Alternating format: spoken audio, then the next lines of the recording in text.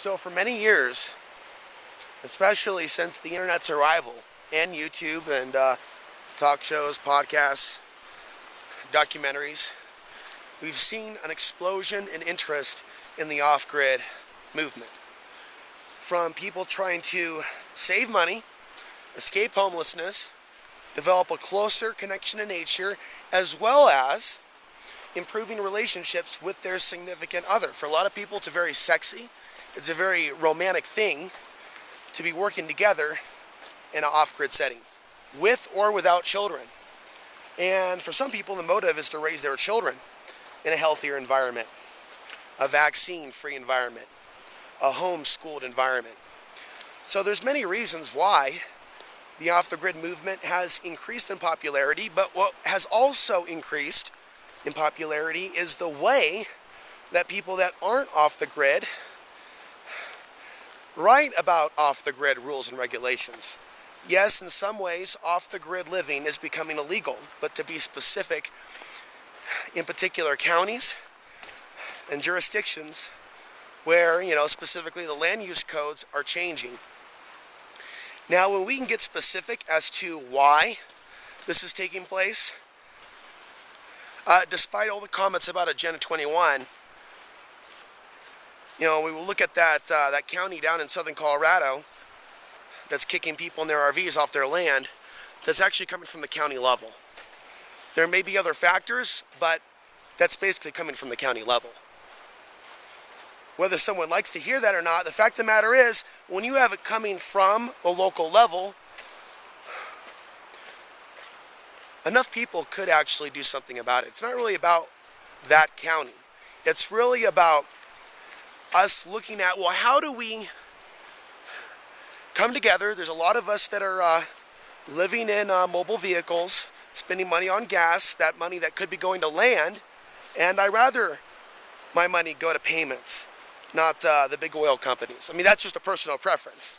But I know that if all that money that's gone into my RV and maintenance went into land, it'd already be paid off in some cases, or at least half paid off if it was a higher dollar parcel or acre, for example, like in this particular area. So the thing is, we got to find out the solutions. We have to work together. The thing is, with a lot of people that blog about off-the-grid living inside the city, my point was this: they tend to just say, oh, it's illegal, and kind of describe it being illegal across the board. And when you actually talk, for example, to off-the-gridders, real off-the-gridders that live in areas where there's real rainfall, they're not having visits from the State Department or the state or the county for harvesting rainwater. In fact, some realtors disagree that there is a statewide rule banning water harvesting. Now, there may be something there, but enforcement is something else. And the ability, you have to actually think logically, even if you're not living off the grid, just think about your life in the grid. Well, it is true, for those of you that are in the grid in certain urban areas, you have electric company people that will straight up trespass on your property to install a smart meter. So I can understand the concern there. And when we look at some counties in Colorado, yeah, some of those code enforcers will trespass on private property to see if there's a violation. Not everyone's doing that. I'm almost shocked to find out there are places where, when code enforcers roll up, they say politely, can I come on the property, or do you have this or that? They usually start with, hi, how are you doing? Not, getting up in your face or walking up with their hand on their gun. It's about introductions. It's about having a smile. It's about maintaining your humanity. So what I'm trying to get at is, if you do your due diligence, you'll find places where it's not illegal to live off the grid. And that the environment is such, for example, this one, it's late April, early May. It's May already, I'm sure. And I've already seen it rain, snow, and go back to sunshine. Even in environments where I have cloudy days, I'm getting all the power I need to run my computer. And if not, I just run my generator. I was assuming that my RV wouldn't even be able to drive up into some of these roads. And yes, while it's actually muddy, you don't want to drive on the mud. But I actually don't have a problem driving on some of these roads. This isn't a road for driving at the moment. It's closed for the season.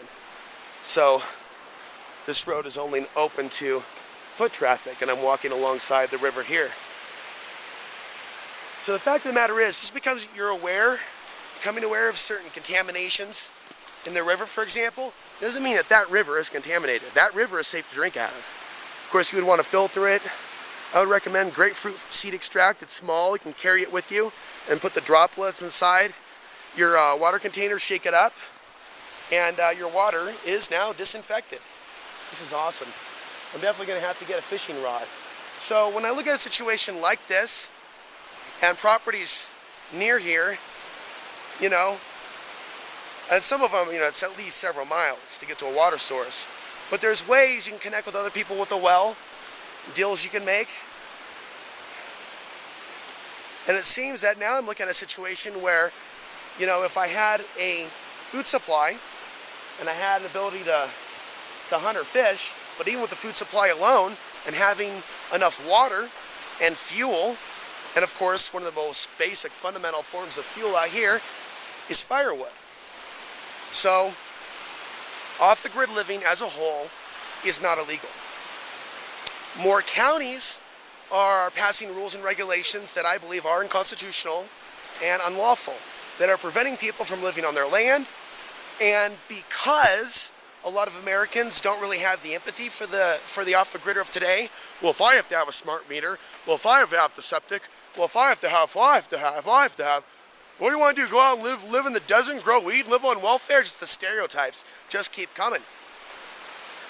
So yeah, I firmly believe that the people could change things if they were to actually look after their fellow man and woman in a compassionate light, not some escaped slave they hold a resentment against. These counties are doing this because they're able to get away with it and no one's going to stop them. And lawyers won't get involved unless one of those off-the-gridders happens to have money and the ability to actually hire a lawyer. And in some of those situations, counties and local jurisdictions can be countersued. But right now, what I've been documenting the last year, since September at least, and now I'm moving on from that county, is what a county can do to a few people if no one says anything, if no one does anything. How they can intimidate, how they can use tickets and rules and regulations, summons to court, to literally torture people, harass people, drive people out of a county, and perhaps other things. And it's nothing short of spiritual warfare. And we should ask God for help. We should ask the forces of nature for help.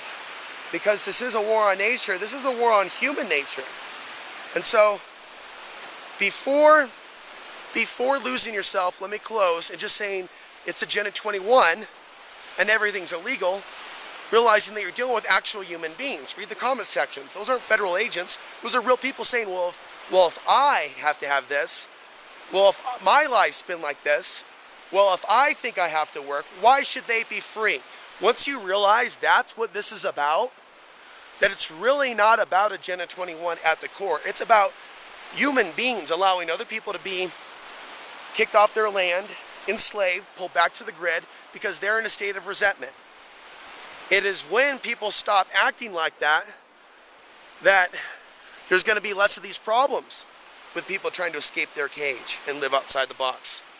So, you know, instead of just playing victim, understand there's a lot of self-responsibility that a lot of Americans, a lot of Europeans, a lot of people worldwide need to attain. I'm Alex Ansari signing off from Southern Colorado.